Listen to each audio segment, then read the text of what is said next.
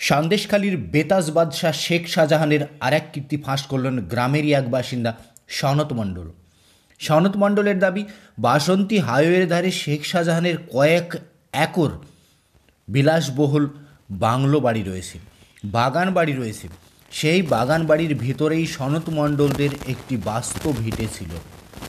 যে বাস্তু ভিটের জমি দখল করবার জন্য শেখ শাহজাহান ওই এলাকারই পঞ্চায়েতের প্রধানকে কাজে লাগিয়েছিল। আগারবাটি গ্রাম পঞ্চায়েতের প্রধান জিয়াউদ্দিন, যিনি শেখ শাহজাহানের হয়ে কাজ করতেন, সনত মণ্ডলদের জমি হাতানোর জন্য, শেখ শাহজাহানের বাগান বাড়ি সংলগ্ন সনত মণ্ডলদের জমি হাতানোর জন্যই ওই জিয়াউদ্দিন একদিন সনত মণ্ডলের বাবাকে রাত্রে পার্টি অফিসে ডেকে নিয়ে যান। তারপর থেকে আর ফেরত আসেননি সনত মণ্ডলের বাবা। পার্টি অফিসে ডেকে নিয়ে যাওয়ার পরদিন থেকেই সনত মণ্ডলের বাবা নিখোঁজ।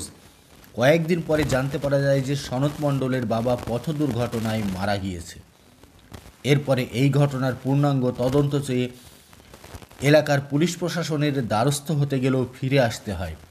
নিম্ন আদালতও এই মামলা নিতে চায়নি, উচ্চ আদালতে পাঠিয়ে দেন, যার ফলে সুবিচার এখনও পাননি সনত মণ্ডলরা।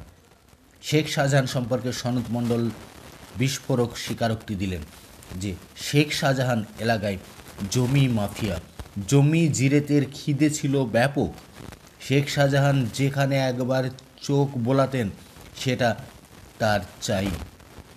সনত মণ্ডল শেখ শাহজাহান সম্পর্কে তার অমর কীর্তি ফাঁস করে দিলেন যে শেখ শাহজাহান ঠিক কী টাইপের লোক।